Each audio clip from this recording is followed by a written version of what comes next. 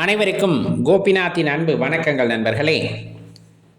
இந்த உத்தராயண புண்ணிய காலத்தில் வரக்கூடிய முதல் அமாவாசை தை அமாவாசை அப்படின்னு அழைக்கப்பெறும்.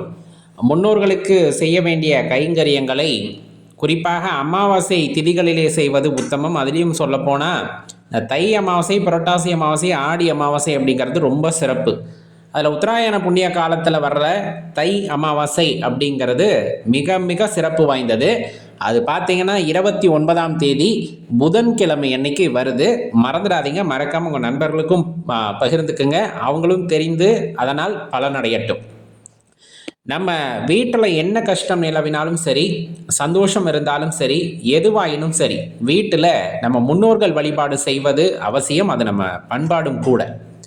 ரொம்ப கஷ்டம் வந்துக்கிட்டு இருக்கு அப்படின்னா, ஏதோ முன்னோர் வழிபாட்டில் சின்ன சின்ன பிழைகள் இருக்கலாம், வழிபடாமல் இருக்கலாம். அதை உணர்ந்து நம்ம செய்யும் பொழுது கண்டிப்பாக அதிலிருந்து நம்ம மீண்டு வர முடியும். சில பேத்துக்கு திருமண தடை இருக்கும், சில பேத்துக்கு குழந்தை பேர் இல்லாமல் இருக்கும், சில பேத்துக்கு சரியான வேலை அமையாது. இந்த மாதிரி நடக்கக்கூடிய தசாபுத்தியின் காரணமாக இருந்தாலுமே கூட முன்னோர்களுடைய ஆசீர்வாதம் இருக்குது அப்படிங்கும்போது அதிலிருந்து படிப்படியாக நம்மளால் வெளியே வர முடியும் அப்படிங்கிறது ஒரு நம்பிக்கை.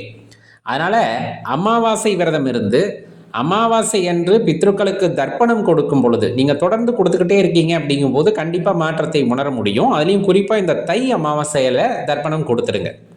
நம்மளால் மற்ற எந்த அமாவாசையிலையும் கொடுக்க முடியல, மகாலய பட்சத்துலையும் கொடுக்கல அப்படிங்கும்போது இந்த தை அமாவாசையில் பித்ருக்களுக்கு தர்ப்பணம் கொடுக்க வேண்டும். காலை பொழுதில் சூரியன் இறங்கு பொழுதற்கு வருவதற்கு முன்னாடியே நம்ம ஆற்றங்கரைக்கு அல்லது கோவில்களுக்கு சென்று அங்கே தர்ப்பணம் கொடுக்கக்கூடிய நிகழ்வுகளை பங்கேற்று முன்னோர்களுக்கு தர்ப்பணம் கொடுத்து விடுங்கள். அது ரொம்ப சிறப்பான விஷயம்.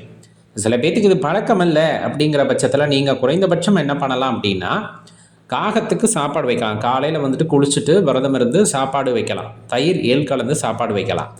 மாடுகளுக்கு அகத்திக்கீரை வாங்கி கொடுக்கலாம், வாழைப்பழம் வாங்கி கொடுக்கலாம். இதெல்லாம் கொடுக்கும்போது நம்ம கிட்டத்தட்ட அந்த பலனை அடைய முடியும். இல்லை அப்படின்னா மதிய நேரம் சூரியன் உச்சி பொழுதுக்கு வர்றார் இல்லையா, அந்த நேரத்துக்குள்ள படையல் போட்டுருங்க. முன்னோர்களை நினைத்து சாப்பாடெல்லாம் செஞ்சு அவர்களுக்கு படையல் போட்டு வழிபாடை செய்து விடுங்கள். இந்த 3 செய்கிறவங்களும் இருப்பாங்க. தர்ப்பணம் கொடுத்துட்டு காகத்துக்கு சாப்பாடு கொடுப்பாங்க, அதே போல் படையலும் போட்டு வழிபடுவார்கள். இப்படி செஞ்சோம் அப்படின்னா கண்டிப்பாக முன்னோர்களுடைய ஆசீர்வாதம் அப்படிங்கிறது நமக்கு கிடைக்கும் அப்படிங்கிறது அசைக்க முடியாத நம்பிக்கையாக இன்றளவும் இருந்து வருகிறது. இது ரொம்ப முக்கியம். அடுத்து நம்ம செய்ய வேண்டியது அப்படின்னா குலதெய்வ வழிபாடு. அதுவும் தை அமாவாசையில் ரொம்ப சிறப்பான நாள். அன்று திருவோண விரதமும் வருது. அமாவாசை விரதம் இருப்பவர்களும் இருப்பாங்க. திருவோண விரதம் பெருமாளுக்காக திருவோண விரதம் மேற்கொள்பவர்களும் இன்றைய தினத்தில் இருப்பது ரொம்ப சிறப்பு. அப்போ இந்த நாளில் நம்ம குலதெய்வ ஆலயங்களுக்கு போயிட்டு நல்லெண்ணெய் விளக்கு போட்டு தெய்வத்திடம் நம்ம மன்றாடி கேட்டுக்கொள்ளும் பொழுது நமது பிரச்சனைகள் எல்லாம் அவ்விடத்திலே தீரும் அப்படின்னா அதில் மாற்று கருத்து கொள்ள வேண்டாம். இன்னும் நம்ம சொல்ல போனால் சித்தர் வழிபாடு செய்கிறது, அமாவாசை தினங்களில் செய்கிற சித்தர் வழிபாடு அப்படிங்கிறது நமக்கு ஆற்றல்களை முழுமையாக பெற்றுத்தரும் அப்படின்னா அதில் நீங்கள் எல்லளவும் சந்தேகம் கொள்ள தேவையில்லை. காவல் தெய்வங்கள் இருக்காங்க இல்லையா, கருப்பணசாமி, முனியப்ப சுவாமி, சங்கிலி கருப்பசாமி, இந்த மாதிரி தெய்வங்களை வழிபடுவதற்கும் ஏற்ற நாள் அப்படின்னா இந்த நாளை சொல்லலாம். இதில் சோடசக்கலை நேரம் அப்படின்ட்டு சொல்லுவாங்க. அதுலேயும் இந்த தை அமாவாசை அப்படிங்கிறது ரொம்ப சிறப்பு. அதனால் இந்த சோடசக்கலை நேரத்தில் நீங்கள் திருமூர்த்தி பகவானை வழிபடும் போது நம்ம கடன் நீங்கும், நமக்கு இருக்க பிணி பீடைகள் எல்லாம் நீங்கும் அப்படின்னா அதில் பூரணமான நம்பிக்கை கொள்ளலாம். அது எந்த நேரம் அப்படிங்கிறத இப்போ பார்த்துடலாம். 29ஆம் தேதி இரவு 7:21 மணிக்கு அமாவாசை திதி முடியுது. அப்போ 300 மணி நேரம் 500 மணி நேரம்னு கணக்கு வச்சோம்னா 29ஆம் தேதி மாலை 6:21 இரவு 8:21 வரையிலும் இருக்கக்கூடிய இந்த 2 மணி நேரம் தான் அந்த சோடசக்கலை நேரம் அப்படின்னு சொல்லுவாங்க.